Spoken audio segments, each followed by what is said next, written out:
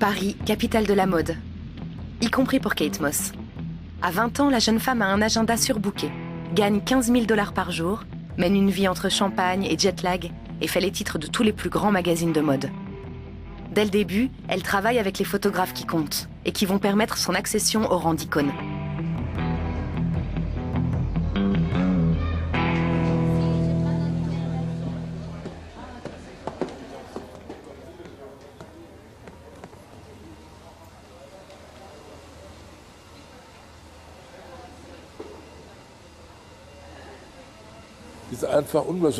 Elle est tout simplement extrêmement naturelle et gaie. Elle est toujours drôle, toujours de bonne humeur. Elle a quelque chose que l'on ne peut pas décrire, quelque chose d'inimitable, que personne d'autre n'a.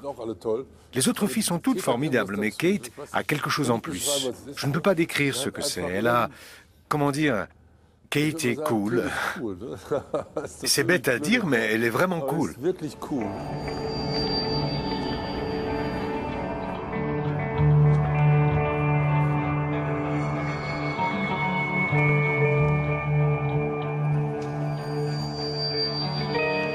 Kate Moss a gagné sa place dans le monde des supermodèles. Elle devient l'icône de la mode et le modèle d'une nouvelle génération de femmes sûres d'elles. Mais comment fait-on pour atteindre un tel statut? Qui en est responsable?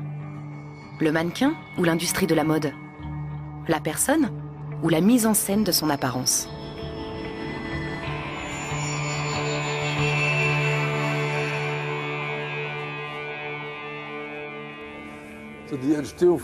La naissance d'une icône est quelque chose de très très complexe.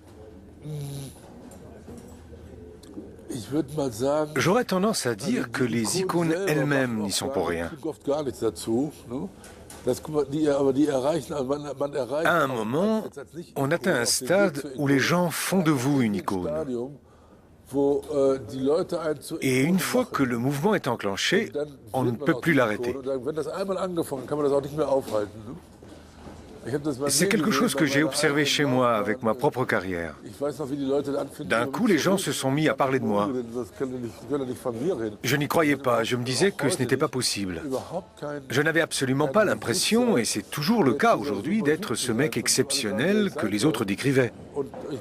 J'imagine que c'est la même chose avec Kate.